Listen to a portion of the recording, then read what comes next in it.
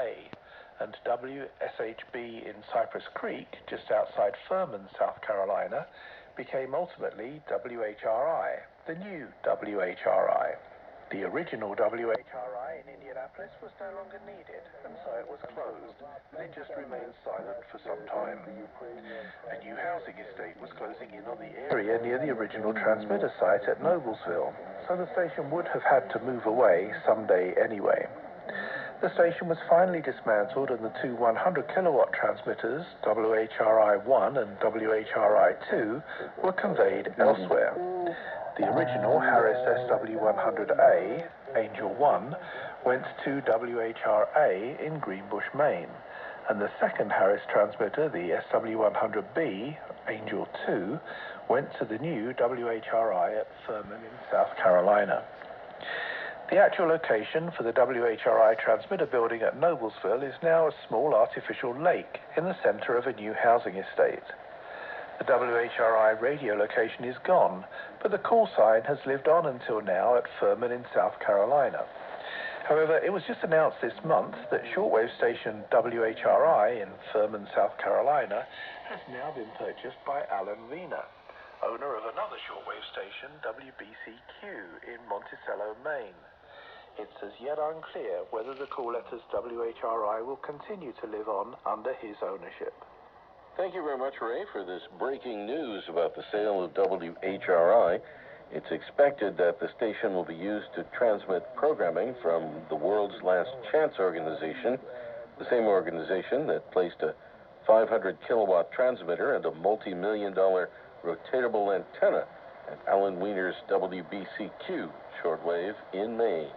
Well, Ray, you know, WHRI used to do a lot of coverage of the Indy 500, right? I believe so. WHRI is well known for their support. They've sponsored a car there, I think, for many years, and originally being an Indiana-based station, I suppose it makes sense. Okay, well, I'm from Indiana, right. And also from Indiana is Doug Garlinger, who is with us right now, and he was the chief engineer at WHRI back in those days, right, Doug? Yeah, we put WHRI on the air Christmas Day of 1985, and because we were only about 25 miles or less from the Speedway, we began airing the race probably 86 or 87, and so for the first time, you could hear the Indianapolis 500 all across the world from WHRI. And the announcer, Paul Page, would often give us credit that we were being heard around the world. Now, later on, and I can't tell you when, then AFRTS also picked it up, and you could also hear it on AFRTS. But we were the first to do it. And this was sort of an arrangement. You didn't have to pay for it, and they didn't pay you. Or that is correct. Okay. It was just, it was because we were from Indiana, and we wanted to showcase this very important Indianapolis 500 event. And they understood that, and they understood we were not for profit. Yeah, they worked an arrangement out for us that they probably hadn't worked for anyone else at the time, worked with the Tony George family and the people to do that. Now, did you hear it back then, Ray? No, I didn't, but I'm very interested in this. How did you actually do the broadcast? Did you have outside broadcast facilities at the track? No, there is a Indianapolis Motor Speedway has a special radio station or group that does it. Back in the day, it was WIBC, but it's been other groups since then. And we just picked up their broadcast. But we just followed the format pretty much of the race. If you had a pit stop or whatever, if you had a yellow caution, we kind of knew how to follow it. And, of course, the out cue was always the same. Stay tuned for the greatest spectacle in racing. Gentlemen, start your engine! It's the greatest spectacle in racing. It's the 104th running of the long-awaited Indianapolis 500. Pagano gonna pop to the outside. Simon Pagano has taken the lead from Alexander Rossi. Listen Sunday, August 23rd on this IMS Radio Network station.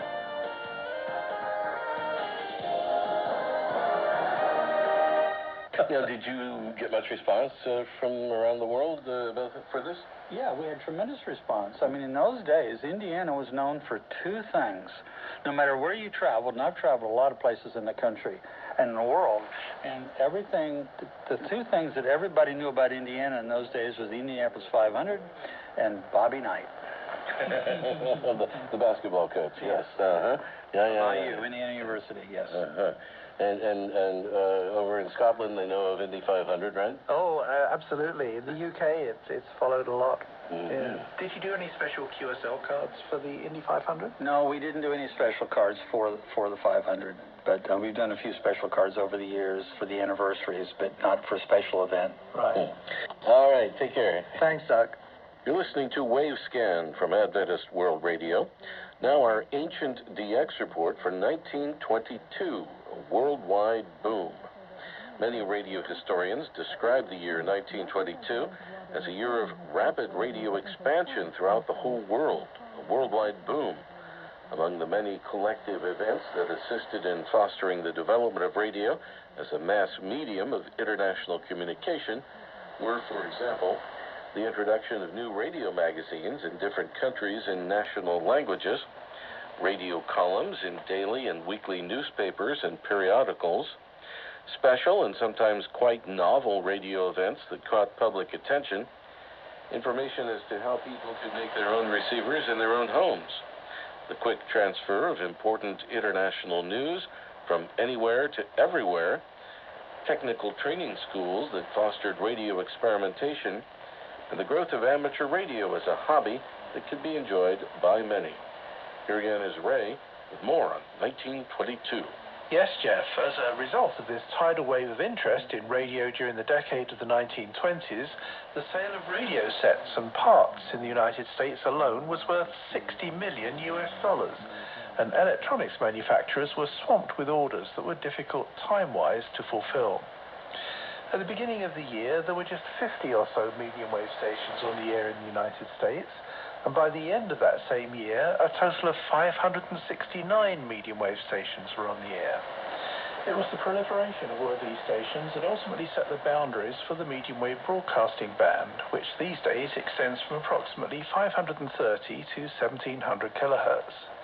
At 7:15 p.m. on March the 23rd, 1922, the famous medium wave station WLW was inaugurated in the Crossley American Automobile Showrooms at 1601 Blue Rock Street, Cincinnati, with just 50 watts on what became the congested frequency of 833 kHz. On June the 8th, radio station WEAR was inaugurated in a small room on the 18th floor of the Munsey Building at 7 Calvert Street in Baltimore, Maryland, with 10 watts on 1300 kHz. Station WEAR was Baltimore's first radio broadcasting station, and 4 days after it was launched, President Warren G. Harding made a historic speech, and it is claimed that he was the first president of the United States to speak to an audience on radio. It was on the occasion of the dedication of the Francis Scott Key Memorial at Fort McHenry in Baltimore. Francis Scott Key had written a poem in 1814 that later became the lyrics of the American national anthem. Friday, July the 21st, 1922 was another important day, at least for radio station WIAE in Vinton, Iowa. This station was unique in that it was the first medium wave station in the United States that was owned and operated by a woman, Marie Zimmerman, and she took part in the technical construction of the broadcast equipment. Over in England, Tuesday, February the 14th, 1922 was an important date, for that was when England's first radio broadcasting station was inaugurated. In Wrissell, about 28 miles northeast of London, the Marconi station 2MT, or Ematok as it was pronounced, with 250 watts on 428 kHz, was installed in a small ex-army hut not far from the Marconi factory in Chelmsford. The 4-wire antenna system was supported on 2 masts, 110 feet tall. 3 months later, on May the 11th, 1922, the more famous 2LO was inaugurated on the 7th floor of Marconi House at 334 The Strand, London, with 100 watts on 857 kHz.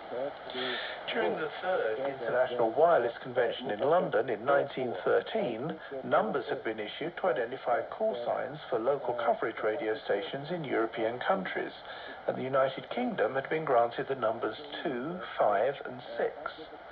Hence, for example, 2MT in Wrissell, 2LO in London, 5WA in Cardiff, and 6LV in Liverpool.